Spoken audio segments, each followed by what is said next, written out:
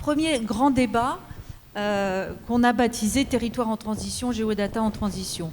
Bon, on a pris un terme, un énoncé suffisamment large pour qu'on puisse y mettre finalement beaucoup de choses. Est-ce que c'est transition? Est-ce que c'est mutation? Est-ce que c'est révolution? C'est un peu les questions qu'on va se poser. Et au-delà même de cette notion en fait de transition, en fait, c'est vraiment la question de savoir voilà, comment on peut arriver à mobiliser l'information géographique. On a déjà vu, vous nous l'avez déjà dit, Agnès, qu'elle était essentielle pour nourrir en fait toutes ces politiques publiques. Et donc, comment faire pour être encore meilleur? Est-ce qu'on a tout ce dont on a besoin? Comment est-ce que les acteurs de l'information géographique se mettent en route pour aborder cette problématique de la transition? Comment est-ce qu'elle impacte les différents métiers? Et est-ce que tous les gens qui sont dans ce domaine-là ont finalement les outils dont ils ont besoin?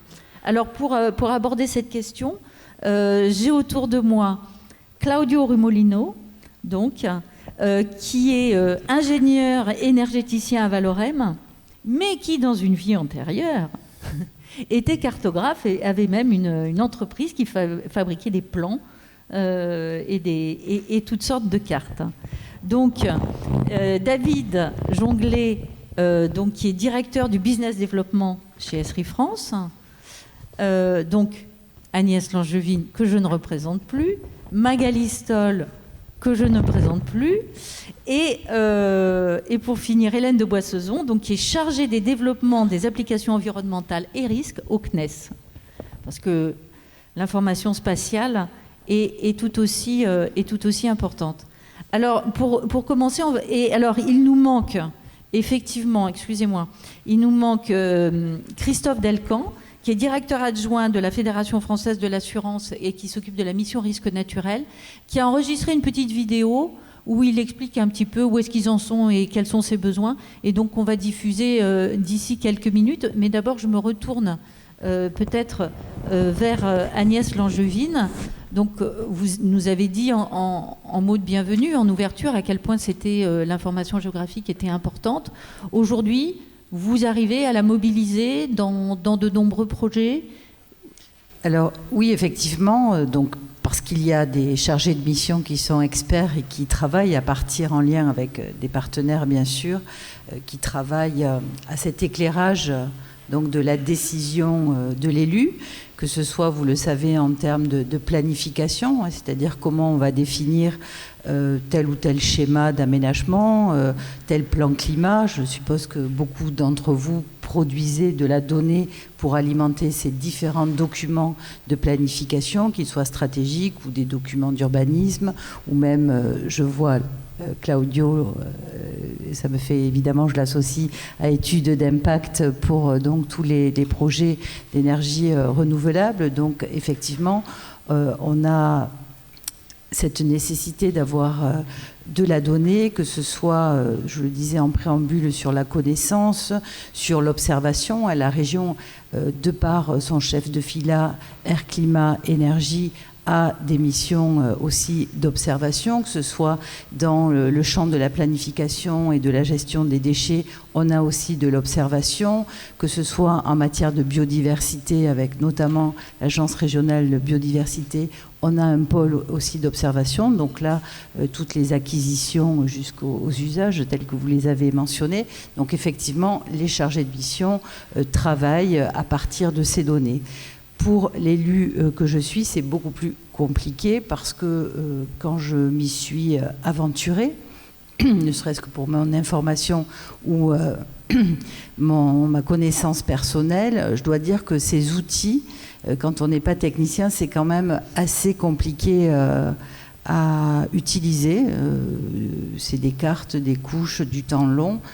Et franchement, je m'en suis très vite finalement détournée parce que je trouve que c'est pas simple d'avoir finalement une interprétation qui soit très simple en termes d'aide à la décision. Mais ça, c'est sûrement l'objet de vos travaux. Mais c'est vrai que pour l'élu ou le décideur, je pense qu'il est néophyte en termes d'expertise, c'est quand même un peu compliqué. Par contre, cette donnée, de mon point de vue, elle est essentielle parce que la transition énergétique, la lutte contre le réchauffement climatique, il y a bien sûr des actions internationales, il y a des actions européennes, il y a des planifications françaises, mais il y a aussi cette dimension qui est extrêmement importante, qui est l'ancrage territorial avec évidemment cette façon dont on va embarquer tous les habitants, les populations, les associations, les élus dans ce modèle de transformation. Et là, il faut effectivement que l'usage soit pensé, de mon point de vue, vraiment très en amont, en fonction d'un objectif qui est l'accompagnement de cette mutation, avec bien sûr des niveaux d'intégration. Là aussi, je trouve que c'est quelque chose qui manque, c'est-à-dire par exemple quand on a dû planifier la gestion et la réduction des déchets à l'échelle de l'Occitanie, qui plus est une région qui était en fusion, c'est-à-dire deux anciennes régions, ne serait-ce que sur l'observation des déchets. Nous n'avions pas de données homogènes, nous n'avions pas les mêmes méthodologies de recueil de ces données, et donc on a dû refaire tout un travail.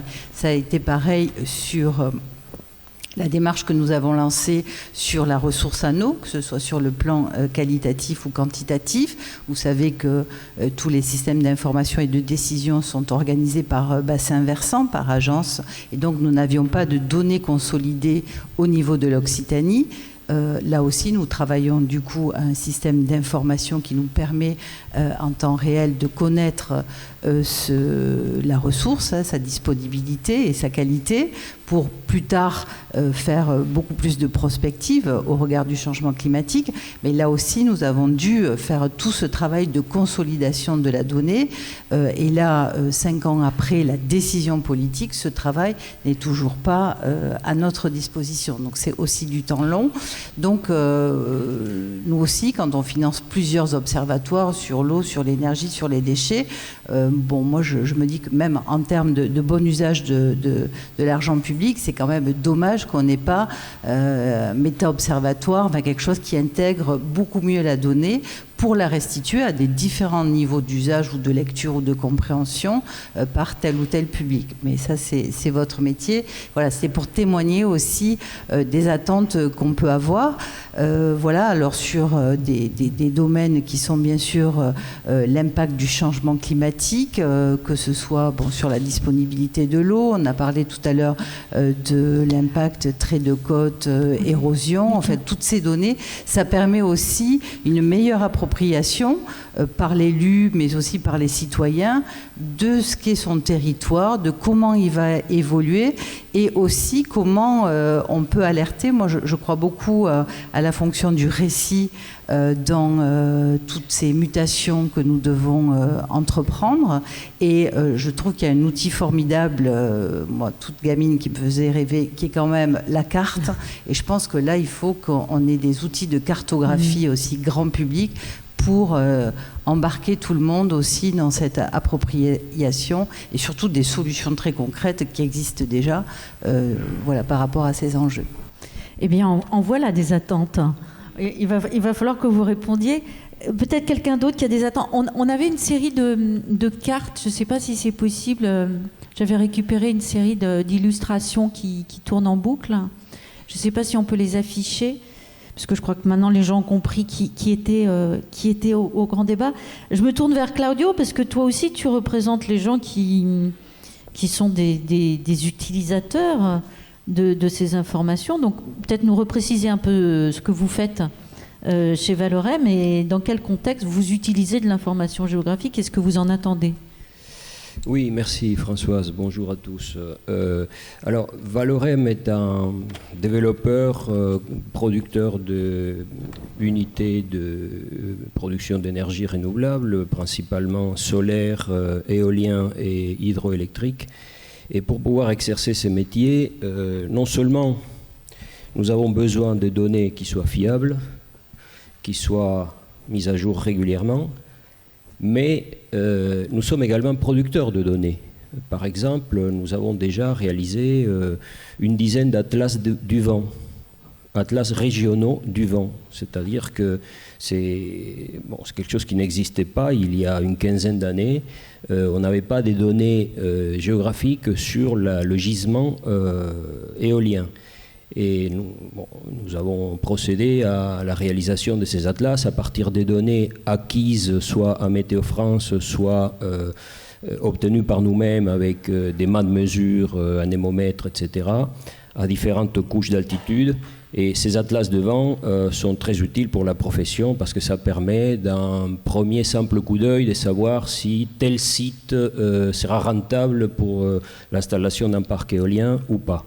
De même pour la ressource solaire. On a aujourd'hui des atlas avec des ISO quelque chose qui permettent de connaître la ressource solaire en termes d'irradiation par unité de surface au sol. Et ça également, d'un simple coup d'œil, permet de savoir quel sera le degré de productivité d'un parc solaire installé à tel endroit. Alors ça, c'est à petite échelle, parce qu'à plus grande échelle, nous sommes utilisateurs également des données parcellaires. On va vraiment jusqu'à la parcelle et on possède en interne et on consulte en permanence le cadastre foncier parce que quand la décision est prise aller vers un site pour projeter l'installation d'un parc de production, le premier contact, c'est d'une part les élus locaux à qui nous présentons le projet, et immédiatement après, ce sont les propriétaires fonciers ou les exploitants agricoles, avec qui nous allons devoir contractualiser sur le très long terme. On parle de baux amphithéotiques, de minimum 20 ans renouvelables pour 20 ans de plus, parce que l'installation d'un parc de production éolien ou solaire ne se conçoit qu'à une échelle de plus de 20 ans. Donc, utilisateur des données géographiques, producteur des données géographiques. Et pour l'anecdote, je peux dire qu'après avoir été pendant 20 ans à la tête d'une société de cartographie parisienne et que j'ai décidé de me reconvertir aux énergies renouvelables, j'ai fait mon stage de fin d'études dans cette entreprise Valorem pour aider à faire un bilan carbone de la filière éolienne, et je me trouve dans un bureau entouré de cartographes. Avec à l'époque... Tu avais essayé de leur échapper, mais ça n'a pas marché. Oui, mais en même temps j'étais content parce que j'étais dans un milieu familier. Tout de suite, je me suis aperçu à quel point la cartographie et la donnée géographique étaient vraiment l'ingrédient des bases pour d'abord concevoir un parc de production d'énergie renouvelable. Et voilà, et comme l'entreprise est présente en France partout, on a des agences. Alors ici en Occitanie, nous avons une agence à Carcassonne depuis 17 ou 18 ans. C'est un territoire que nous connaissons très bien, et je côtoie régulièrement Agnès Langevin lors de l'inauguration de nos parcs de production, par exemple. D'accord, donc vous êtes de gros utilisateurs de données géographiques. Et est-ce que vous avez tout ce qu'il vous faut? Est-ce que, justement, dans le développement du renouvelable, est-ce qu'il manque des données qui vous permettraient d'aller plus vite, d'être mieux, enfin meilleur, entre guillemets? Ce qu'il nous faut, c'est de pouvoir avoir accès à des données de qualité et qui soient régulièrement mises à jour. Nous avons le cadastre en interne, nous avons des outils professionnels, WinPro par exemple, qui permet d'un rapide coup d'œil de savoir quels sont les vents dominants, quelle est la ressource en termes de mètres par seconde de vitesse de vent à telle altitude. On parle à 50, 80, 100 mètres. Nous disposons en interne de toutes ces données, mais comme je le disais, on est parfois obligé d'en produire parce qu'elles n'existent pas. Et très souvent, nous passons des contrats avec Météo France parce que pour caler la production sur un site, on descend vraiment à des échelles très fines. Hein. Météo France a des sites, des données très localisées et nous sommes obligés d'extrapoler parce que voilà, un futur site ne se trouve pas forcément à l'endroit où Météo France a installé ses capteurs. Donc nous sommes obligés de faire des extrapolations et de produire de la donnée de cette façon. Mais à son tour, un parc qui produit, qu'il soit éolien ou solaire, est producteur de données. Et ces données sont commercialisables parce qu'un nouveau parc à proximité viendra nous acheter les données produites par ce parc. Et donc, comme ça, on finit par mailler le territoire de façon assez fine. Aujourd'hui, il y a en France à peu près 8000 éoliennes. Si on croit les plans de la PPE, c'est-à-dire la programmation pluriannuelle de l'énergie qui nous amène à 2028, il faudrait qu'à cette échéance, la France compte 2 fois plus de mâts d'éoliennes pour respecter ses engagements. En tout cas, des lois qui ont été votées. Cela suppose un maillage très fin des ressources renouvelables pour la production d'énergie. Et voilà, nous sommes aux avant-postes pour l'utilisation et la production de ces données. Alors, on va peut-être passer la vidéo, si c'est possible, de Christophe Delcamp, parce que ce qui est intéressant, c'est que lui représente aussi un autre domaine. Donc, malheureusement, quand on parle d'évolution climatique, la notion de risque, et on l'a vu un petit peu dans les différentes cartes qui ont tourné, la notion de risque est importante et donc les assureurs sont des gens importants. Donc je ne sais pas si c'est possible d'avoir cette petite vidéo enregistrée. Voilà. Bonjour à tous et à toutes. En premier lieu, je tenais à vous exprimer mes regrets de ne pas pouvoir être avec vous dans cette salle ce jour. Malheureusement, les contraintes sanitaires m'empêchent de partager ce moment d'expertise, mais aussi convivial durant cette journée. Et je le regrette d'autant plus qu'à titre personnel, durant mes différentes fonctions dans le monde de l'assurance, je suis particulièrement intéressé par cette question de la donnée, de la géodonnée, et encore plus ce jour en tant que directeur adjoint des assurances de biens à la Fédération française de l'assurance, mais aussi membre du bureau de la mission des risques naturels, je pousse pour que la profession s'intéresse encore plus à ce sujet.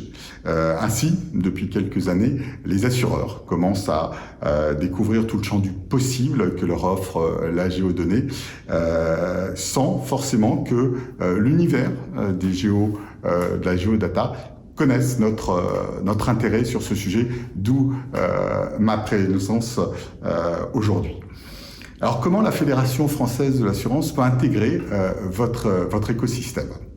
Dans un premier temps, permettez-moi de vous apporter quelques informations sur notre fédération qui regroupe plus de 260 sociétés d'assurance et qui gère plus de 50 millions de contrats automobiles, plus de 40 millions de contrats habitation, à peu près 3 millions de contrats entreprises, 370 000 de contrats d'exploitation agricole, etc. J'en passe un grand nombre. Et ces contrats génèrent à peu près 13 millions de sinistres par an, soit plus de 23 000 sinistres gérés par les assureurs par jour. Mais cette brève introduction que je tenais à vous faire vous démontre toute l'importance de la donnée pour les assureurs, car ces millions de contrats génèrent des dizaines de millions, voire des milliards de données qui sont à disposition des assureurs. Alors, si ces données, habituellement dans le monde de l'assurance, des données techniques, des données financières sur les primes, sur l'intensité, sur la fréquence des sinistres, permettent pour les actuaires de modéliser les risques, c'est-à-dire par rapport de tirer des enseignements du passé pour identifier le comportement futur des assurés et définir la meilleure prime. Depuis quelques années, avec le big data, l'intelligence artificielle, l'évolution des logiciels, il est vrai que le monde de la donnée s'est ouvert encore plus. Les data scientists pénètrent de plus en plus l'assurance et avec eux la multiplication des données dont nous pouvons nous servir. Et donc parmi celles-ci figurent les données géographiques. Alors ces données géographiques étaient, il est vrai, déjà utilisées il y a à peu près 20-25 ans dans le monde de l'assurance, mais d'une manière peut-être un peu artisanale. Et cette prise de conscience a eu lieu donc au tournant des années 2000, à la suite d'un grand nombre d'événements climatiques, et a donné naissance à la mission des risques naturels au début des années 2000, qui a pour objectif d'une meilleure connaissance, d'une meilleure approche des risques naturels et d'apporter une contribution technique aux acteurs publics et aux acteurs privés de la prévention de ces risques. Et ce laboratoire a essaimé au sein des grandes entreprises d'assurance, AXA, Allianz, Generali et d'autres, qui ont eux-mêmes, en piochant d'ailleurs dans les collaborateurs de la MRN, créé des laboratoires dédiés à la donnée géographique. Et ces données géographiques, en quoi sont-elles essentielles et de plus en plus essentielles à l'assurance, mais pas que aux enjeux climatiques, à d'autres également. En deux mots, un assureur travaille sur le risque. Et le risque se traduit par une formule assez simple, qui est l'aléa que multiplie l'enjeu. Et pour définir ces deux fonctions de cette formule, dans les deux cas, la donnée géographique intervient. Tout d'abord, pour mieux connaître certains aléas, et je pense, là on est dans le terme de l'aléa climatique, alors les assureurs n'ont pas développé en interne des outils ou des modèles propres, mais s'appuient sur des travaux, notamment des scientifiques. La France est à la pointe, avec Jean Jouzel, des travaux du GIEC, et on s'appuie beaucoup sur ces travaux. Par contre, il n'en va pas de même pour la maîtrise de l'enjeu. La maîtrise de l'enjeu est clairement internalisée dans les compagnies d'assurance. Un assureur a l'impérative nécessité, tant par des contraintes réglementaires que de solvabilité, de définir le plus précisément possible le coût financier que peut lui causer la survenance d'un aléa. C'est vraiment un point clé dans la fonction des assureurs. Et cette maîtrise du cumul est un impératif que les assureurs doivent maîtriser. Les règles financières internationales et européennes de solvabilité 2 notamment leur imposent. Et pour cela, les assureurs ont donc besoin de connaître très précisément la localisation des biens qu'ils assurent. Cela passe donc impérativement par leur géolocalisation, par la donnée géographique. Et cette notion est d'autant plus importante que l'on travaille sur des aléas de grande ampleur qui peuvent toucher une grande partie du territoire national. C'est pour ça que le lien est plus naturel à faire avec les enjeux climatiques.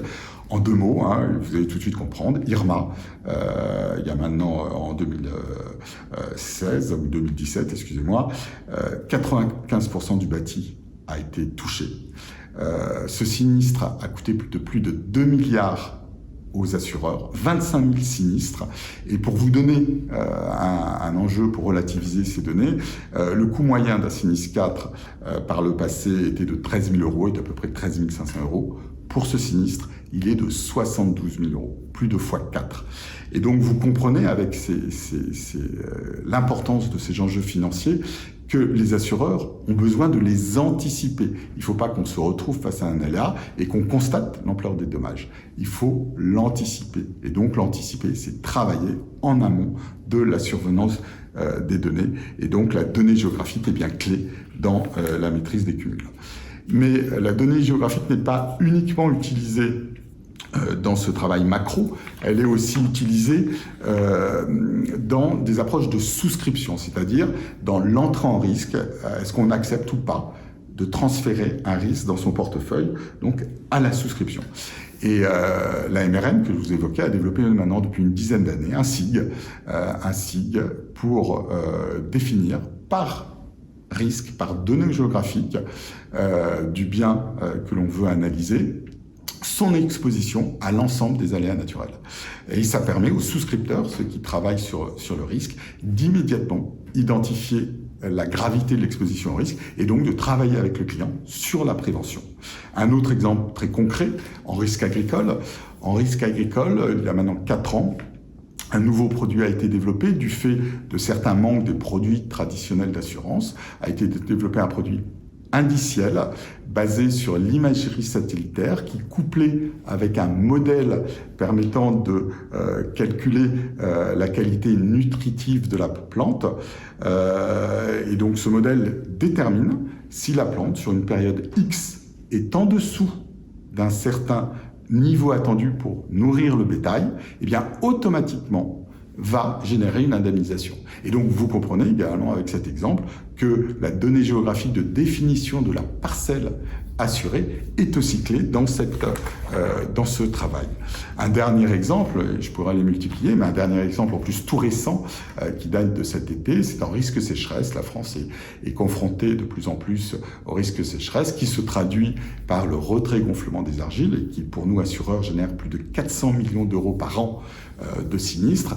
Et donc avec le BRGN, la MRN et le BRGN ont travaillé sur une carte de l'aléa sécheresse en France qui a été officialisée par des arrêtés de mi-août 2020 et qui va permettre aux assurés de connaître leur exposition au risque et nous, aux assureurs, de mettre en place des plans de prévention efficaces.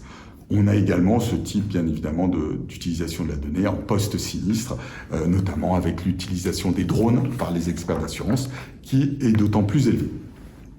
Donc par ces quelques mots, j'espère vous avoir convaincu que le monde de l'assurance s'ouvre à cette science de la géodonnée. Et si, effectivement, nous travaillons sur le sujet, nous avons identifié aussi des axes d'amélioration. Et je me permets d'adresser, je dirais, ma to-do list. Je profite de cette tribune. On travaille en très bonne intelligence avec la Direction générale de la prévention des risques et du ministère de l'Environnement. Mais on souhaite, pour encore mieux maîtriser le risque au profit de nos assurés, qu'un certain nombre de bases de données puissent être ouvertes à tous, à vous-même, à nous.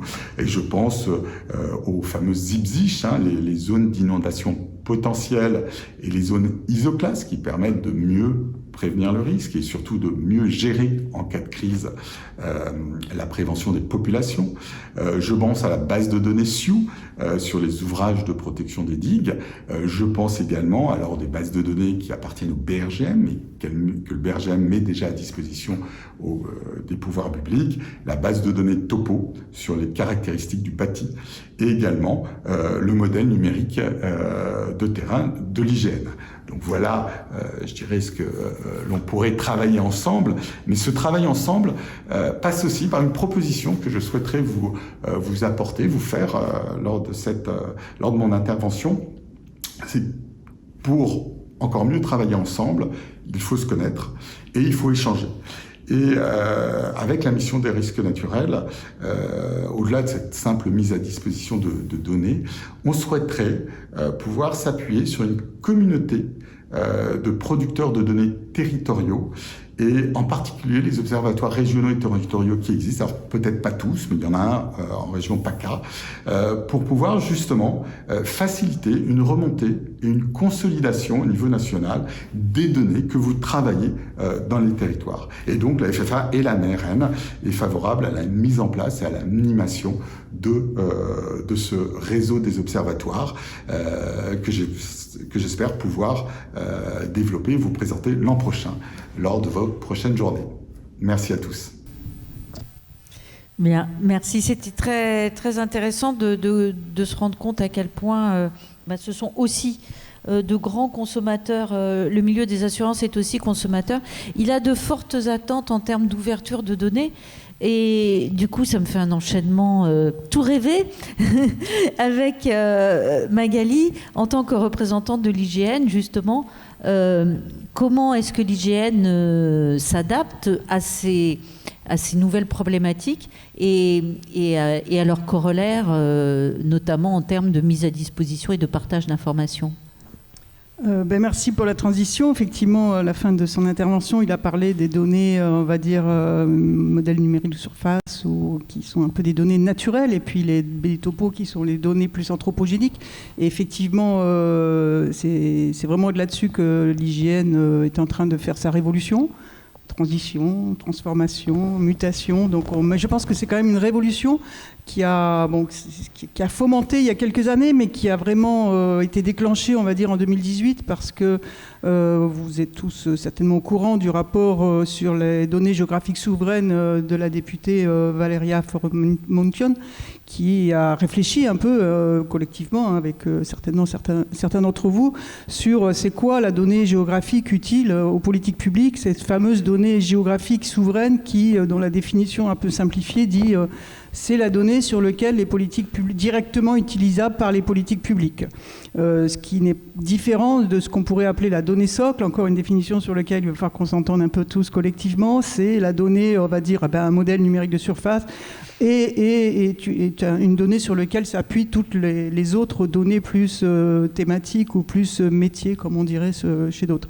Donc voilà, donc l'IGN a traditionnellement, on va dire, produit de la donnée plus socle, et maintenant doit se préoccuper de produire de la donnée plus souveraine en lien directement avec les politiques publiques. Donc 2018, l'IGN a lancé aussi sa réflexion en ayant en donnée d'entrée un peu cette réflexion nationale sur les données géographiques souveraines et sur des problématiques de contexte que vous connaissez tous, sur la transformation numérique et les usages de l'information géographique, mais aussi forestière, puisque l'IGN se préoccupe aussi des données de la forêt. 2019, réorganisation importante à l'IGN pour vraiment traduire cela par un renforcement des équipes en interaction avec les politiques publiques. Donc renforcer la réponse de l'IGN en appui aux politiques publiques, que ce soit au niveau national, régional ou européen ou international. Et puis lancer des chantiers de transformation. Alors on a la géoplateforme qui est censée être qui vise à être, au-delà du géoportail, plutôt la composante géographique de l'État plateforme.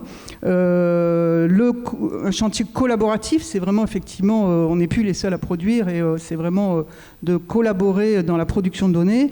Un chantier autour de la gouvernance ouverte, c'est, il ne suffit pas de décider dans son coin, c'était un peu la tradition, hein, c'est de voir comment on décide collectivement ensemble, comment on décide, comment on paye ensemble, comment on décide, comment on spécifie ensemble, comment on produit ensemble.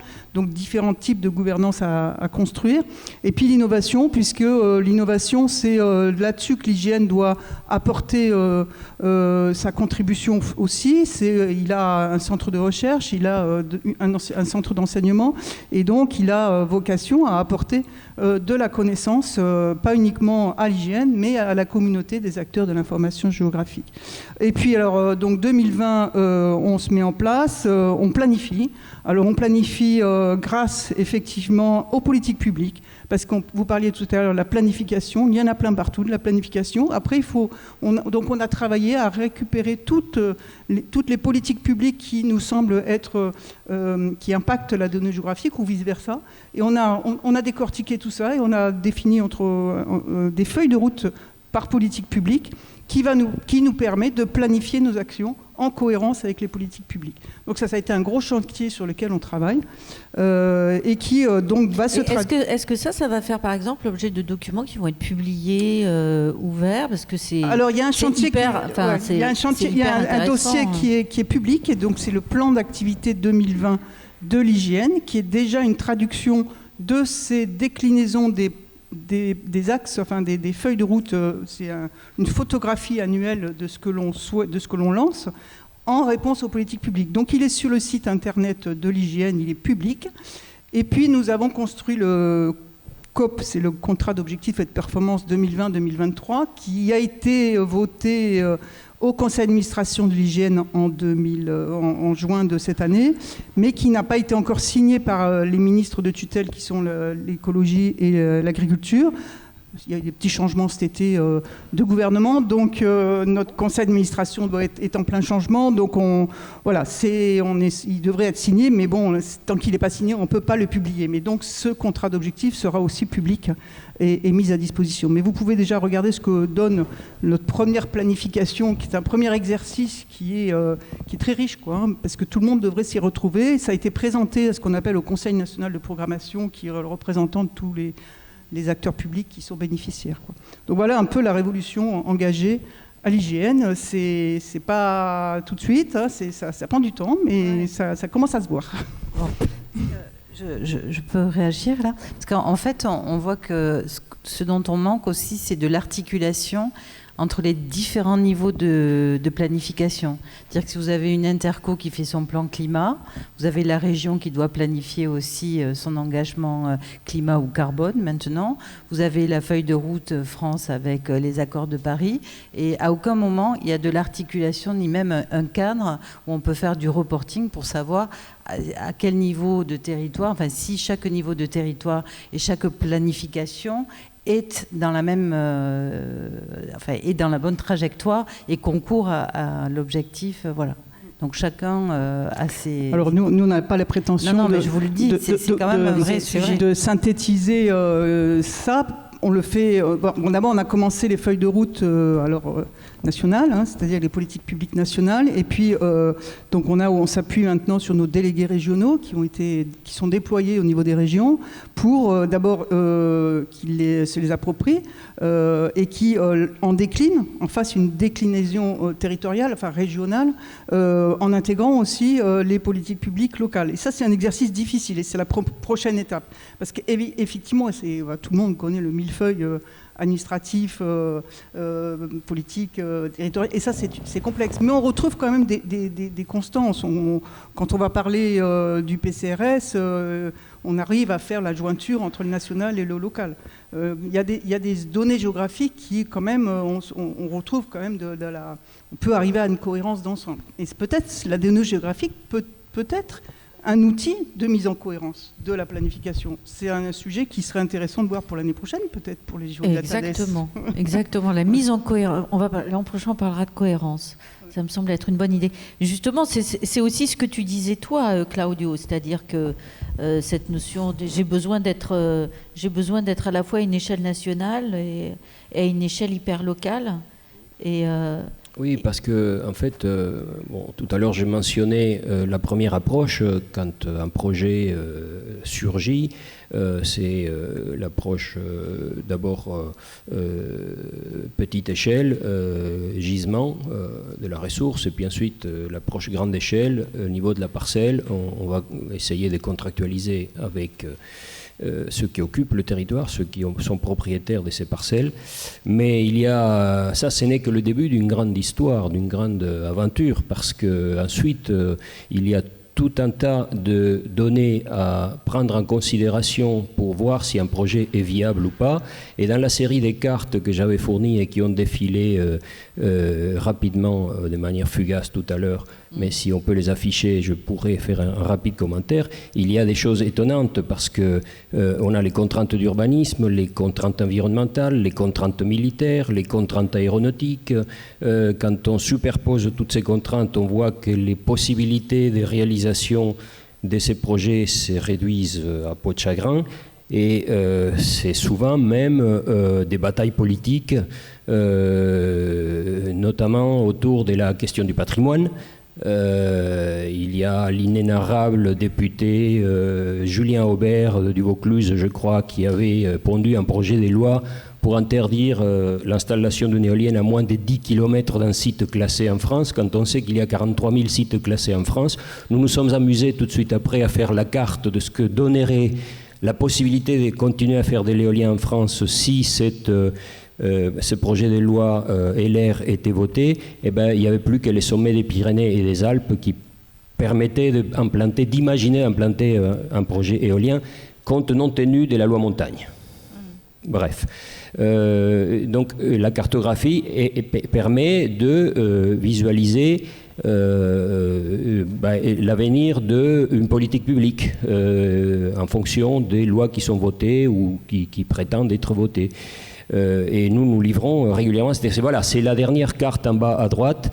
Tout le territoire, tout l'hexagone est couvert d'interdictions.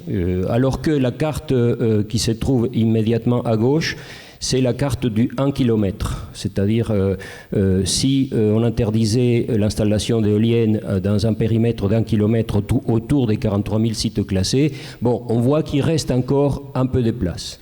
Mais les autres cartes représentent les autres types de contraintes ou d'interdictions. La première carte à gauche, c'est les contraintes militaires, c'est-à-dire l'armée de l'air, qui nous interdit pratiquement un tiers du territoire français.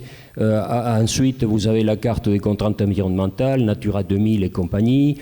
Et puis il y a les contraintes d'urbanisme. Vous savez qu'on ne peut pas installer une éolienne à moins de 500 mètres d'un lieu habité, même d'une maison isolée, et ainsi de suite. Bref, jongler avec toutes ces contraintes spatiales, ces contraintes géographiques, pour parvenir à déterminer le site élu qui va permettre de développer un projet de production d'énergie renouvelable pendant 10 ans.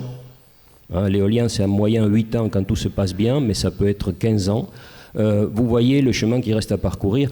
Et la cartographie est un outil, est une arme qui permet de débattre et de montrer parfois les absurdités auxquelles nous sommes confrontés. Par exemple, la loi littorale, dont on va parler demain, je crois. Enfin, le littoral, pas forcément la loi littorale. Cet après-midi. La loi littorale interdit d'installer une unité de production d'énergie qui ne soit pas en continuité avec un espace urbanisé. Autrement dit, vous ne pouvez pas installer un parc photovoltaïque de façon isolée, s'il n'est pas en continuité avec un espace qui est déjà urbanisé. S'il touche un lotissement, ça va. S'il est à l'écart du lotissement, il est interdit. Tout ça dans les communes littorales. Parfois, vous avez des communes littorales qui vont très loin, à l'intérieur des terres. Vous êtes à 10, 12, 15, 20 km du littoral. Et vous avez des friches industrielles, vous avez des anciennes décharges, c'est-à-dire des sites impropres à toute production. Mais vous ne pouvez rien faire parce que c'est une commune dans la loi littorale, protégée par la loi littorale. Donc on est face à des absurdités de ce type, et c'est l'un des grands combats en ce moment de la profession pour faire reconnaître que la loi littorale c'est un joyau du droit français qu'il faut absolument respecter, mais qu'il peut y avoir parfois des contresens qui ne permettent pas de valoriser un site qui pourrait très bien devenir productif et contribuer à la transition énergétique, qui se trouve à 10 ou 15 km du littoral, mais il est dans le périmètre administratif de la commune, donc on ne peut rien faire s'il n'est pas en continuité avec un espace urbanisé. Et tout ça, c'est la carte qui permet de le voir, parce que c'est simple d'énoncer la loi littorale est une loi de protection, etc. Mais on ne voit pas qu'il peut y avoir des effets pervers que la carte permet justement de faire ressortir. Alors, je me tourne par rapport à ces problématiques justement de multi-échelle, d'emboîtement des politiques publiques, des décisions, des besoins à plusieurs échelles. Alors, est-ce que le satellitaire, et je me tourne vers Hélène qui représente le CNES, justement par rapport à ces problématiques spécifiques de transition, est-ce que le CNES peut apporter des réponses ou est-ce que les satellites restent limités finalement à une certaine vision d'ensemble? C'est plus le cas maintenant. Bon. Alors j'exagère en posant la question comme ça. J'ai un petit peu la réponse. Tout outil et tout moyen a forcément des limites, donc je ne dirais pas que le CNES apporte plein de réponses parce que, voilà, déjà c'est le spatial au sens large, oui, c'est le spatial au sens large, voilà. Moi je rebondirai d'abord en faisant un peu le parallèle avec ce que Magali a expliqué de l'évolution d'IGN et de ses missions, parce que nous aussi, CNES, et très heureusement, on évolue et depuis 3 ans, on a comme dans notre contrat d'objectifs et de performance, nous aussi, le fait que le spatial réponde non seulement aux besoins de la défense et de la science, ce qui a toujours été dans ses gènes, et c'est très bien, mais aussi au service de la société civile au sens large et notamment de tout le tissu économique. Du coup, moi, je fais partie maintenant d'une direction qui s'appelle la direction de l'innovation des applications et de la science. Le A de application est important, c'est-à-dire qu'il y a toute une partie du CNES qui a un petit nom qui s'appelle Connect by CNES, et d'ailleurs il y a un stand, ici on est représenté. Connect by CNES, c'est pour dire qu'on est une équipe, une sous-direction qui est destinée à ouvrir et mettre le spatial au sens large, que ce soit la géolocalisation, les télécoms par satellite et évidemment l'observation de la Terre, au service de l'ensemble de la société française, publique, privée, etc. Et du coup, moi j'ai quand même une sacrée casquette observation de la de la Terre sur la tête. Et du coup, c'est vrai que l'observation de la Terre a sa place dans le monde de la géomatique. C'est une, entre guillemets, petite place ou une place à part. Mais malgré tout, je pense que dans tout ce qu'on a dit sur la nécessité d'outils intégrateurs, d'outils qui parlent à la fois même aux citoyens quand il reconnaît sa maison sur une image Pléiade, bref, on voit les paysages à la fois à échelle, à très grande échelle, et aussi on peut voir les paysages évoluer, des problématiques très concrètes s'exprimer sous forme de ces données qui sont neutres, objectives, acquises depuis l'espace. Et je pense que c'est un atout qui vient en complémentarité très clairement de tout ce monde de la géomatique. Et donc, un des projets les plus emblématiques dont j'avais envie, dont on avait prévu que je parle dans cette table ronde, qui est vraiment à la conjonction de tout ce dont on parle aujourd'hui et de la transition écologique, etc., c'est ce qu'on appelle le Space Climate Observatory, qui est une initiative qui est née des suites du premier One Planet Summit, et donc qui a été vraiment officiellement lancé en juin 2019 par le président Macron, et où donc c'est d'emblée une initiative internationale. Donc il y a un Space Climate Observatory international où 30 agences spatiales sont déjà membres et 3 agences onusiennes, donc l'agence des Nations Unies pour l'environnement, pour le développement et pour les affaires spatiales. Et donc ce Space Climate Observatory justement essaie d'apporter sa brique à des problématiques qui ont été exprimées tout à l'heure, c'est-à-dire de mettre entre les mains d'acteurs territoriaux, donc les projets qui sont menés dans ce Space Climate Observatory sont toujours et obligatoirement issus de problématiques d'acteurs qui soient des services publics, des services déconcentrés de l'État ou des collectivités territoriales, et souvent les deux en même temps, et au service donc de projets qui petit à petit vont mettre à disposition de ces décideurs locaux des outils d'aide à la décision où l'observation spatiale mélangée évidemment à tout un tas d'autres données, des données de la géodata classique, des modélisations, des données in situ, etc., pour essayer de mieux être outillés en termes de mesure de l'impact du changement climatique à l'instant T et se connecter avec les scientifiques qui vont être capables d'apporter des modélisations de certains phénomènes sur la sécheresse en Occitanie, la gestion de l'eau ou l'érosion sur le littoral, etc. Parce que bien sûr, il y a une déclinaison, vous imaginez bien, SCO France, dans lequel le CNES est fortement impliqué, mais pas que. Pratiquement tous les organismes du réseau scientifique et technique du ministère de l'Environnement sont partie prenante. Tous ceux qui ont une mission en termes de l'impact du changement climatique en France sont partie prenante de ce SCO France. Et d'ailleurs, un appel à projet vient juste d'être lancé la semaine dernière pour une seconde vague de projets dans le cadre du SCO France. Il y en a déjà 15 qui ont démarré en avril 2020. Et donc, il y a une nouvelle vague d'appels à projets qui vient de sortir, sachant qu'au niveau international, il va y avoir aussi, cette semaine, normalement aujourd'hui, je ne sais pas, mais enfin, cette semaine va être lancé l'appel à projets international lancé par les 3 agences onusiennes impliquées par le SCO. Voilà, donc là, c'est le fait de mettre le spatial à disposition de la géomatique et des décideurs locaux pour mieux outiller tout ce monde-là avec des outils d'aide à la décision par rapport à ces enjeux si importants. Super. Donc j'imagine qu'il y en a qui doivent être déjà dans leur tête en train de se dire « Ah mais peut-être qu'on pourrait proposer un truc dans la prochaine passe ». Alors on a parlé, ils n'arrêtent pas de parler d'outillage, mais la boîte à outils, c'est toi. Pas moi, mais... Non, mais justement, au-delà de cette problématique des données, il y a comment on va les utiliser, comment on va les traiter, comment on va les visualiser. On l'a vu, Agnès a insisté sur cette difficulté parfois d'accéder à une forme compréhensible et d'outils d'aide à la décision. Est-ce que ces problématiques justement de transition, de changement climatique, etc., finalement ont orientent l'agenda d'un éditeur de logiciels comme Esri? La réponse est oui. Un commentaire. Yes. Bien, question voilà, suivante. le commentaire, voilà, c'est clair que dans l'ADN d'Esri, il y a le E d'Esri qui est environmental, donc l'environnement, hein, c'était le fer de lance, c'est ce qui a motivé à l'époque la création d'une société comme Esri. Et voilà, donc de fait, depuis 1969, Esri est investi sur ces questions d'une meilleure gestion de l'environnement sous toutes ses formes. Actuellement, effectivement, la transition, la mutation qu'on voit, qui est dans le triptyque du développement durable, c'est-à-dire à la fois économique, écologique et puis social, effectivement, nous impacte et j'irai c'est objectif.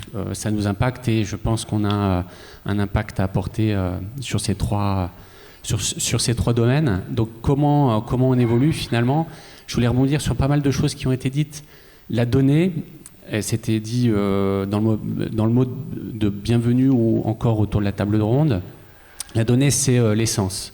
Et on voit bien la complexité qu'on a d'avoir une donnée cohérente, effectivement, multi-échelle et dans le temps, donc d'un point de vue spatio-temporel. Et effectivement, les outils permettent, d'une certaine manière, de régler cette problématique de cohérence. Néanmoins, et je rejoins, c'est le temps long. La donnée, moi, pour avoir vécu différentes avancées sur le domaine, par exemple, du champ du tourisme ou du transport d'un point de vue data, la data dans le transport, d'un point de vue interopérabilité, se mettre d'accord autour d'une table sur différents standards selon la nature des données qu'on doit traiter et gérer, ça a pris 15 ans. Dans le tourisme, Apidae n'est pas né aujourd'hui. Karine Fesch, ça fait 10-15 ans qu'elle prend son bâton de pèlerin dans les territoires pour dire que c'est important de mutualiser la donnée touristique pour pouvoir la partager et créer de la valeur autour. Donc, et c'est ce qu'on voit, quelque part, le mouvement Open Data apporte ça modestement. Et il y a, depuis 2011 en France, moi j'ai de cesse de dire ça va prendre du temps, mais il faut prendre ce temps aussi. Donc il y a deux réflexions derrière ça, c'est que c'est le temps long, mais rien n'empêche d'agir aujourd'hui.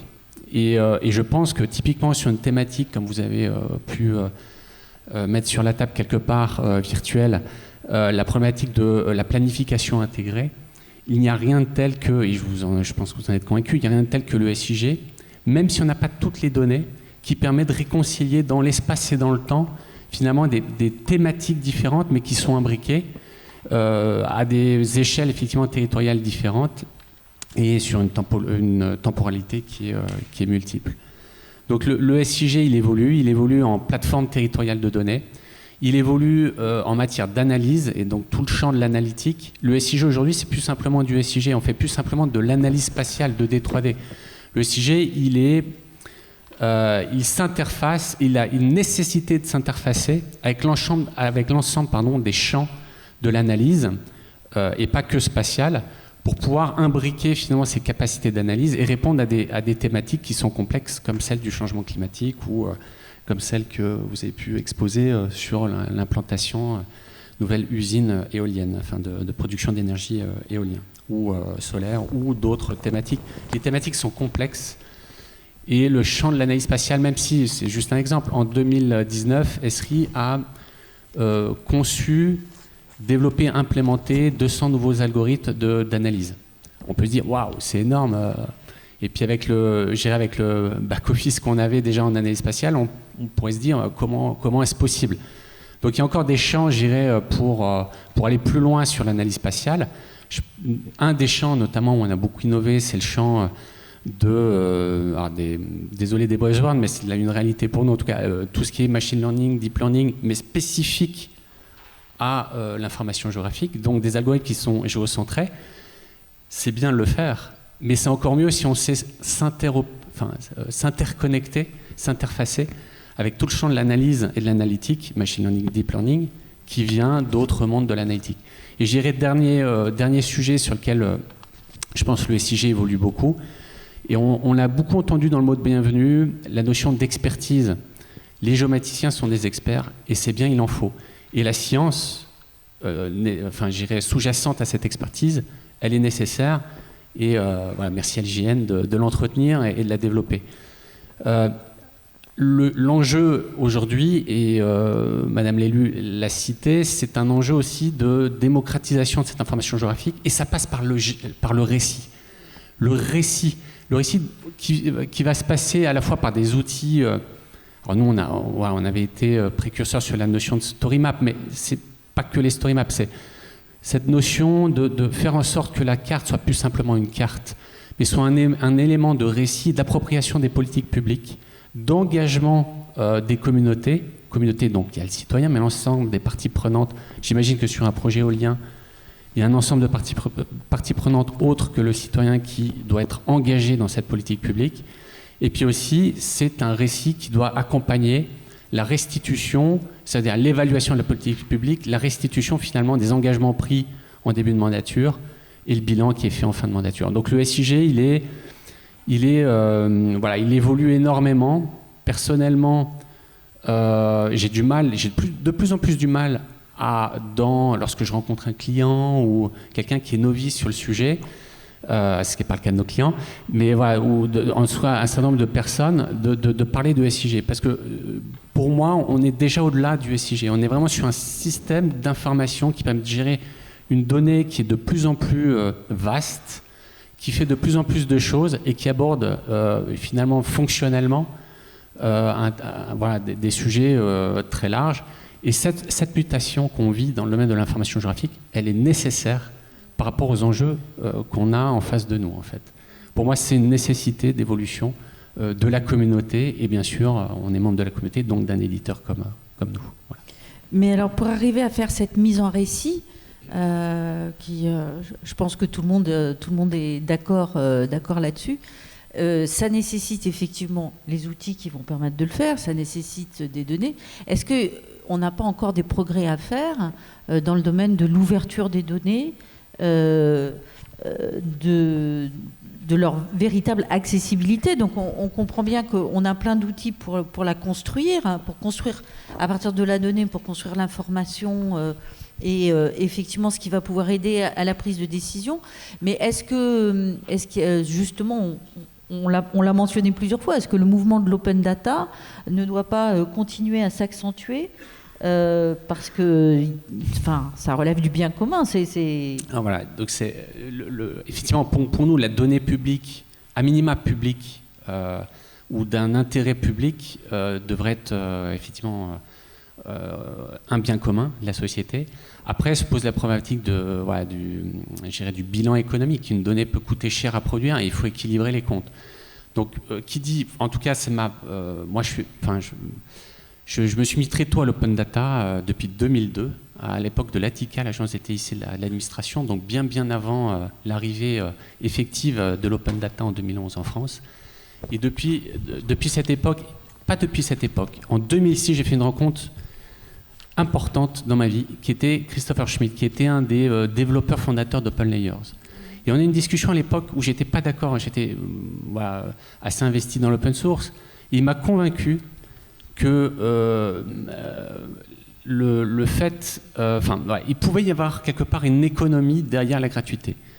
La gratuité, entre guillemets, le free d'open source, de free software.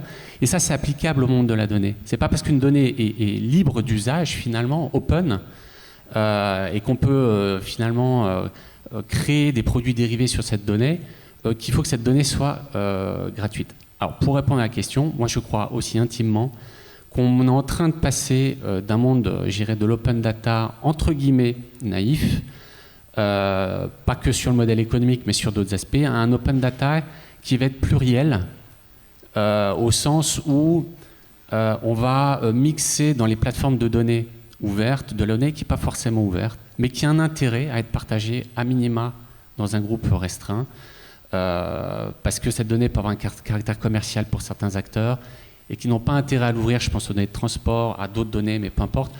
Et donc, il faut absolument que cette donnée, d'une manière ou d'une autre, même si elle n'est pas ouverte, puisse être mieux partagée. Et c'est toute l'importance aussi de l'émergence des régies locales de données ou des plateformes de données territoriales à travers une gouvernance qui n'est pas simplement, entre guillemets, c'est pas une critique, mais tenue par la collectivité, par le territoire, mais qui est gouverné, je dirais, ces plateformes ou ces régies, gouvernées par, on va dire, un consortium pluriel, acteurs publics, privés, qui ont intérêt à partager un bien commun qu'est la donnée pour mieux servir les enjeux des territoires. Voilà.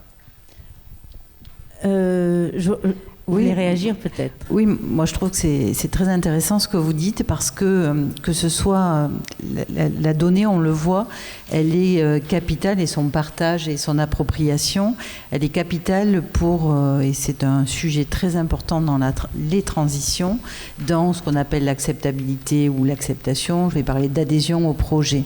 C'est-à-dire qu'on voit que là où sur un territoire il y a de la mobilisation contre tel ou tel grand projet, il y a des tensions, articulation, biodiversité, énergie renouvelable, sur un projet de grande Syrie, c'est d'actualité à Lannemezan, donc sur la durabilité de la ressource et son exploitation dans la forêt, enfin bon bref. Et donc on voit que le premier niveau de conflit, de risque de conflit, c'est que le diagnostic ou la donnée n'est pas partagée parce qu'elle est remise en question d'emblée. Et donc on a un enjeu aussi, ça a été dit, démocratique, d'implication citoyenne pour que sur le territoire tel ou tel projet puisse se stopper ou se faire. Hein. Il y a des bons projets et des mauvais projets.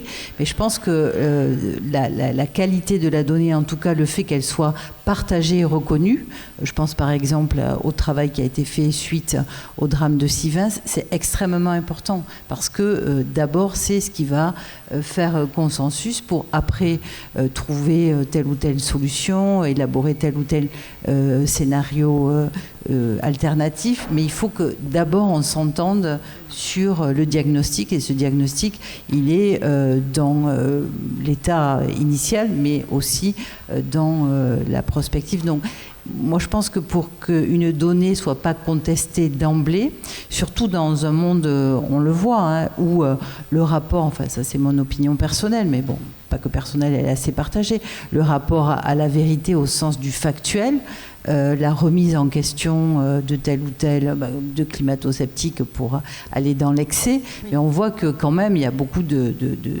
faits que nous on pourrait penser établis, qui sont remis en question notamment sur les réseaux sociaux. Donc il faut que d'une façon ou d'une autre, et ça c'est votre boulot, cette donnée, elle soit aussi...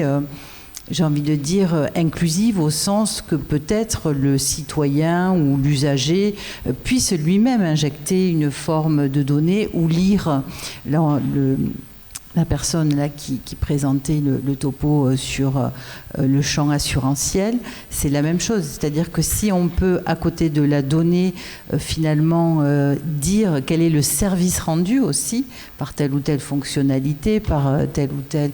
peut-être qu'il y a une appropriation de la donnée qui donne du sens et qui permet aussi d'aller ensemble sur une forme de consensus pour tel ou tel projet de transition. Donc la donnée, son appropriation citoyenne, c'est déjà quelque chose qui tend vers la démocratie et ça c'est important, je trouve. Complètement. Alors, du coup, je me retourne vers Claudio une fois de plus, parce que dans le domaine de l'énergie, par exemple, on n'est pas dans un domaine de totale mise en commun de l'information, notamment sur les productions énergétiques, sur les consommations réelles.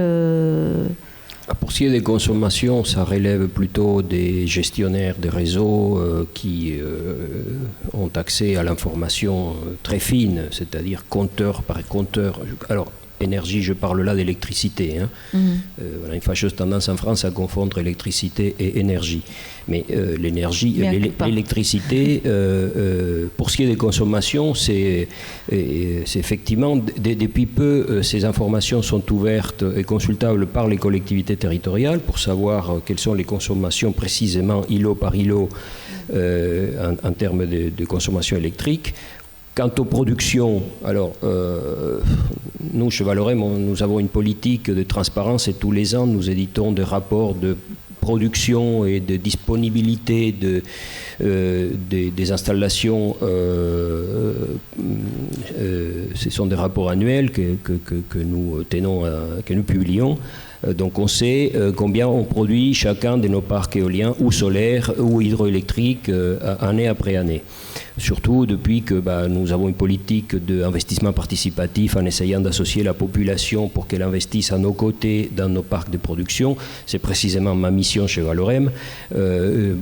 Tous nos prêteurs, investisseurs sont informés régulièrement de l'état de la production de nos unités. Mais c'est vrai que ça relève du secret des affaires, c'est-à-dire qu'on n'a pas envie que nos concurrents sachent combien produisent précisément nos parcs, quel chiffre d'affaires ça a généré, etc., etc.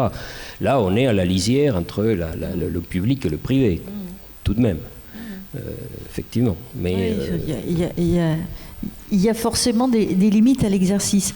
Alors, on a dit, vous avez dit plein de choses, c'est-à-dire que si je résume, la transition ne se fera pas, alors transition écologique, énergétique, sociale, etc., ne se fera pas donc sans effectivement s'appuyer sur des données géographiques, mais ça veut dire des diagnostics partagés. Donc ça veut dire que la donnée est partagée par le plus grand nombre. Ça veut dire aussi que la sélection des données dont on a besoin, les chantiers d'acquisition, de constitution, sont aussi, c'est-à-dire que c'est à l'amont qu'il doit déjà y avoir partage sur et collaboration sur, voilà, vers quoi est-ce qu'on veut aller, de quoi on a besoin, etc. L'information géographique peut être importante, elle peut nous aider à construire le récit, à embarquer les gens, mais on n'est pas encore assez bon là-dessus, il faut qu'on progresse. Donc la question, c'est que je vous retourne un petit peu à tous. Qu'est-ce qu'on peut faire demain, maintenant qu'on a un petit peu diagnostiqué, si je peux dire, nos forces et nos faiblesses? Qu'est-ce qu'on peut faire demain pour être meilleur? C'est-à-dire, qu'est-ce qui nous manque? Est-ce que c'est des instances qui nous manquent? Est-ce que c'est des formations qui nous manquent? Est-ce que c'est des endroits où nous retrouver? Comment est-ce que c'est des logiciels qui ne sont pas encore assez bons ou assez capables de s'adapter à différents domaines? Comment est-ce qu'on peut servir encore mieux, justement, la construction de cette transition? Je voudrais qu'on refasse rapidement un petit tour de table là-dessus, et puis après qu'on prenne le temps de prendre une ou deux questions avant de conclure. Qui est-ce qui a envie de dire quelque chose? Qui est-ce qui a une idée pour qu'on reparte de là avec de nouvelles idées? Je sens que David, il en a. J'ai plein d'idées. Bon, alors. Il faut les ordonner. Non. Vite, juste. Non, moi, je vais prendre une idée qui n'est pas la mienne, mais la notion de méta-observatoire, la notion de l'interopérabilité. Pour moi, ça passe par, entre guillemets, plus de dialogue et de construction rapide. C'est-à-dire que le dialogue pour le dialogue, on peut passer des journées entières à réfléchir sur des standards.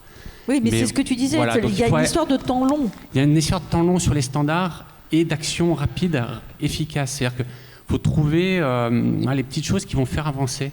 Je crois beaucoup aussi, mais ça c'est pas nouveau, mais au fait qu'il y ait une vraie organisation qui perdure, parce qu'elles existent au niveau, à l'échelle régionale, et qui coordonne finalement ces actions sur toutes les sphères, et au-delà finalement des prérogatives des régions, mais sur toute la sphère publique et privée.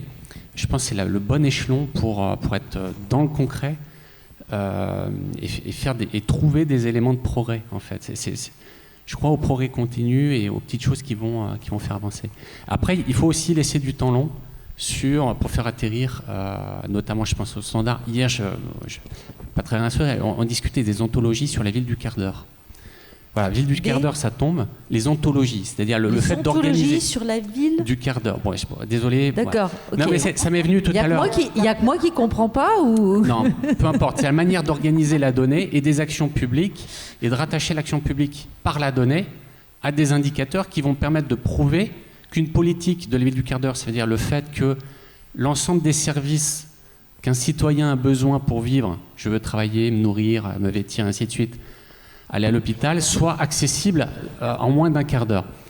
Eh ben, voilà, enfin, j'ai tout résumé. C'est-à-dire qu'il y a une politique publique qui est forte, qui se dit je veux doter mes citoyens d'une meilleure qualité de vie à travers une politique publique qui est la ville du quart d'heure. Et finalement, c'est rattaché à une ontologie, une manière de, finalement, une conception de la donnée pour pouvoir bâtir des indicateurs qui vont permettre d'évaluer au mieux cette politique publique. Bien sûr, et ça, cette réflexion, elle est nécessaire. Et ça fait progresser le petit bonhomme de chemin. Et en même temps, la donnée, effectivement, ce que tu dis aussi quelque part, c'est que la donnée n'est jamais neutre. C'est-à-dire qu'on la construit par rapport à des objectifs. Exactement. Et le mythe sur lequel on a tous vécu, qui était maintenant qu'on a fait de la donnée pour faire ça, on va pouvoir la réutiliser pour autre chose de façon indolore et incolore, etc. J'ai juste donné un exemple. On a un produit. Je vais me faire engueuler. Hein. J'en ai pour 1 minute. On a donné un produit qui s'appelle ArgiSub. ArgiSub vise à quoi? À relier la politique publique à la donnée. Et c'est ce que tu dis. C'est-à-dire que ça ne peut être fait pas en partant forcément de la donnée. Il faut réellement établir une politique publique. On regarde ce qu'on a derrière et quel indicateur on est capable de produire. Des indicateurs qui vont permettre de voir comment on progresse dans cette politique publique. La donnée arrive vraiment au deuxième plan, mais elle est nécessaire pour bâtir ces indicateurs. Une fois qu'on a les indicateurs, après on réfléchit sur la manière dont l'outil va accompagner cette politique publique pour progresser. Mais on a bien cette notion data indicateur qui vient très très vite et qui est dans le modèle de données, en tout cas sous-jacent à l'outil. Alors, si vous deviez retenir une action, un truc à faire rapidement pour être meilleur, Magali? Moi, je dirais qu'il faut décloisonner certaines communautés, des écosystèmes. On se connaît très bien, le CNES et l'hygiène, mais je pense qu'il y a des écosystèmes d'acteurs il y a l'écosystème des acteurs qui sont pro-avion, d'autres qui sont pro-satellite, d'autres qui sont dans la data, d'autres qui sont dans le deep learning, d'autres qui sont dans la diffusion. Enfin, tous ces écosystèmes s'auto-entretiennent entre eux, ouais. Et il faut qu'on arrive à décloisonner pour éviter de réinventer le monde, quoi. Mais ça, c'est les géodatabases, en fait. Exactement. Enfin, mais c'est vrai. Mais c'est pas que une fois l'an. C'est effectivement à travers des expérimentations d'époque pour travailler sur le temps court, mais avec des acteurs multiples et des utilisateurs et des compétences. C'est le mélange des compétences qui crée de la valeur, quoi. Parce que c'est pas sur la donnée maintenant c'est la donnée coûte. Mais la valeur, elle se crée quand on mixte des compétences autour de la donnée, quoi. Donc c'est ça que je dirais, c'est mixer des données, mais des compétences, quoi, aussi. Hélène? Oui, moi je dirais, pour compléter ce que dit Magali, le fait de... Moi je crois beaucoup au fameux POC. Donc, proof of concept pour ceux qui... Preuve de concept, mais du moment, avec un certain nombre de conditions, du moment qu'ils sont effectivement, qui répondent à des vrais besoins, qui ne sont pas drivés par la technologie. Vous êtes sûr que vous n'avez pas besoin d'images satellitaires? Si, on va vous le démontrer, bref, que ça vient. Vous pourriez les utiliser pour faire ça, quand même. Voilà. Donc ça, première chose. Deuxièmement, là aussi c'est un mot un peu trop galvaudé, mais qui sont réellement menés en co-construction. Mais qu'est-ce que ça veut dire? Ça veut dire que en fait, la technique est vraiment, mais en réalité, au service de ces besoins et des utilisateurs et s'intègre dans des systèmes métiers qui doivent être, qui sont la réalité, qui peut-être évoluera dans quelques temps, mais n'empêche que, voilà, donc avec cette réalité, et aussi, là je pars avec la casquette CNES, établissement public qui doit gérer au mieux l'argent public, c'est-à-dire qu'il ne faut pas faire un POC à un endroit avec un petit écosystème et puis hop, passer à autre chose. Non, avoir vraiment dans l'idée et le faire réellement d'alimenter tout un réseau. Alors nous, par exemple, on contribue au plan d'application satellitaire du ministère de l'Environnement, enfin de transition écologique, qui a un site web d'ailleurs super qui s'appelle Applisat, où il y a des fils de discussion entre les géomaticiens, des DT, de la DREAL, etc. Et donc, nous, tout ce qu'on fait, on essaie, notamment dans le SCO, mais pas que, dans aussi les programmes préparatoires de futures missions, on essaie vraiment de communiquer, d'échanger et d'obtenir des retours et donc de le soumettre en fait aux vrais spécialistes qui sont les spécialistes métiers, voilà, les géomaticiens ou autres, enfin les spécialistes des risques, etc. Donc du coup, avoir une démarche qui vraiment est au bénéfice de l'ensemble de la communauté française, voire européenne, mais enfin surtout française, pour que de tous ces POC, preuve de concept un peu isolés, on en tire collectivement, et surtout les géomaticiens et les vrais pros, des retours d'expérience, une montée en compétences, etc. Voilà. Donc une démarche où on construit vraiment voilà, une montée en technicité, en accessibilité de la donnée, etc. et des indicateurs intéressants pour Magali va redire. Non, mais comme je ne sais pas si j'aurai encore la parole, et si je ne parle pas, on va me gronder. C'est toi. Donc j'ai une petite annonce à faire aussi. IGN Fab. Oui. Ah bah Je peux le faire? Vas-y. Allez. Très vite. Voilà, bah oui, donc parce que je vous annonce quand même. On parle de POC, transition, c'est effectivement. Le climat, changement climatique. Donc je vous annonce quand même que l'IGN va lancer sous peu le 6e appel projet IGN Fab autour du thème énergie et climat. Et donc c'est bien à destination des start-up et des PME. Donc on va être en partenariat avec des acteurs prestigieux, dont le CNES bien sûr, mais pas seulement. Et donc l'idée c'est de relever certains défis sur de nombreux sujets. Donc on a les énergies renouvelables, la réduction des émissions de gaz à effet de serre, l'adaptation aux impacts du réchauffement climatique et la question de la résilience, la massification de la rénovation énergétique, accélérer la transition énergétique et écologique de la France et tout ce qui tourne autour de la sécurité de l'approvisionnement de l'énergie, la surveillance des réseaux énergétiques. Donc un champ très vaste autour de l'énergie et le climat. Donc la donnée, on a beaucoup parlé, mais en fait les lauréats de ces appels à projets seront accompagnés pour accéder à la donnée, parce qu'il ne suffit pas que la donnée existe, il faut pouvoir y accéder, et c'est un peu une des problématiques. Accéder à l'expertise de l'hygiène, j'en ai parlé tout à l'heure, et puis aux outils aussi, on a beaucoup parlé des outils, et puis au réseau institutionnel et partenarial de cet appel à projet. Donc sur le stand de l'hygiène, vous verrez, normalement, vous aurez des informations plus précises. Donc, il y aura une annonce, ça démarre début octobre officiellement, mais d'ici là, vous pouvez échanger avec IGN Fab à l'IGN sans souci. Voilà. Donc, je voulais faire ma petite annonce, c'est fait. C'est fait. Agnès. Alors, des bonnes idées, on a déjà eu, et il y a des projets là, que vous avez vu défiler, Bio-Occitanie 3D, Enki, ou le SIG sur l'eau. Et donc, Marie Terrier, qui est ici présente et qui pilote tous ces projets au sein de la région, et puis Bertrand Montubert pourront discuter et échanger avec vous dans les couloirs. Et là, ce qu'on met, Bertrand, en introduction a évoqué cette mission d'information et d'évaluation sur l'impact du changement climatique sur des secteurs économiques comme l'agriculture, le tourisme ou le bâtiment. Une de ces préconisations était de pouvoir co-construire un modèle robuste des impacts du changement climatique sur ces 3 secteurs économiques majeurs pour la région, pour appuyer bien sûr et éclairer la décision, qu'elle soit publique ou privée. Donc là, nous allons lancer, parce que on a mesuré combien c'était quand même compliqué ou complexe en tout cas de modéliser ce type de trajectoire à cette échelle territoriale. Donc nous allons commencer plus modestement par installer, nous avons rencontré hier un réseau de scientifiques et d'universitaires impliqués pour le climat. Donc nous allons commencer à lancer finalement une communauté de travail de climacteurs, j'ai envie de dire, pour définir les besoins, parce qu'effectivement la donnée n'est pas neutre. Et là nous aurons de toute façon une intention, elle sera affichée, elle sera transparente, qui est celle d'agir pour donc atténuer mais nous adapter à ces impacts. Donc nous allons lancer dans le cadre du Green New Deal, nous lançons au niveau de la région vraiment un plan de transformation de notre modèle économique, de nos modes de production, de consommation. Vous le savez, une convention citoyenne est en train de plancher aussi sur l'Occitanie dont ils rêvent, là où ils veulent vivre.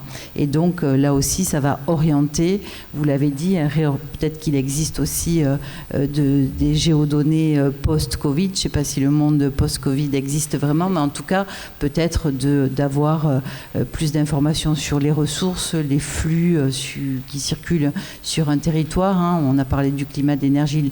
La ressource, c'est aussi quelque chose de fondamental quand on veut réduire nos dépendances et localiser ou relocaliser de l'activité. Bon, bref, il y a quand même beaucoup de chantiers, on ne peut pas tous les lister, mais vous êtes vraiment au cœur de tout ce qu'on doit mettre en œuvre et les solutions existent. Hein. Il s'agit maintenant de les partager, de les consolider, de les transmettre et de les donner à voir. Merci beaucoup. Est-ce qu'on prend le temps d'une ou deux questions? Alors, pour poser des questions, vous avez 2 micros qui sont là, donc vous restez masqués, parce que sans ça, c'est la pagaille. Et donc, il faut venir devant le micro. Nous sommes déjà assez en retard. Nous n'avons pas du tout épuisé le sujet. On n'a pas du tout abordé le sujet de notre propre transition en tant que géomaticien, c'est-à-dire devenir un peu plus économe, un peu sobre. Et ça, c'est un vrai sujet. Je pense qu'on l'abordera l'an prochain de façon plus approfondie. Je vois pas de... S'il y a une main qui se lève, alors, descend les escaliers. Avec prudence, c'est Jean-Yves Garinet. Tadada. Est-ce que vous pouvez faire le roulement de tambour, s'il vous plaît, dans la salle? C'est normalement la question de Jean-Yves, c'est une tradition. Tu gardes ton masque. Voilà, t'essayes de pas te... C'est bon.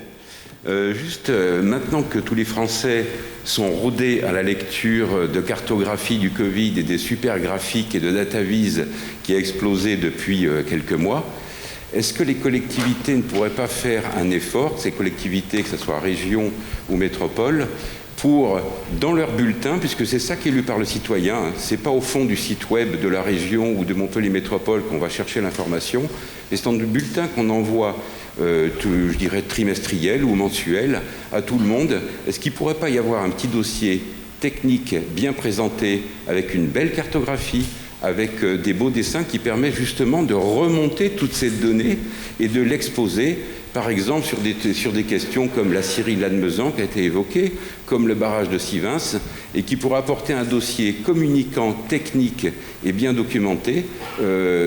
Toute la technologie est là, la technologie du récit par Esri, mais aussi avec d'autres, qui est là pour justement l'exposer.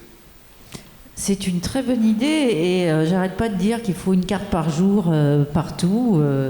Et donc, et on va faire le dessous des cartes d'Occitanie. Le dessous des cartes d'Occitanie, tout à fait. C'est une bonne idée. Alors bon, il va falloir le porter, le mettre en œuvre. Mais bon, avec Bertrand... Messieurs, mesdames les maires, à vos bulletins municipaux. Non, mais même nous... Enfin, je veux dire, on fait la lettre de la Figéo, il pourrait y avoir même des cartes dans la lettre de la Figéo, et il n'y en a généralement pas. Donc, bon, décryptager aussi, quand même, il y en a. Mais voilà, effectivement. Bon, écoutez, la matinée est loin d'être finie. Je vous remercie toutes et tous d'avoir participé à ce débat. Merci beaucoup.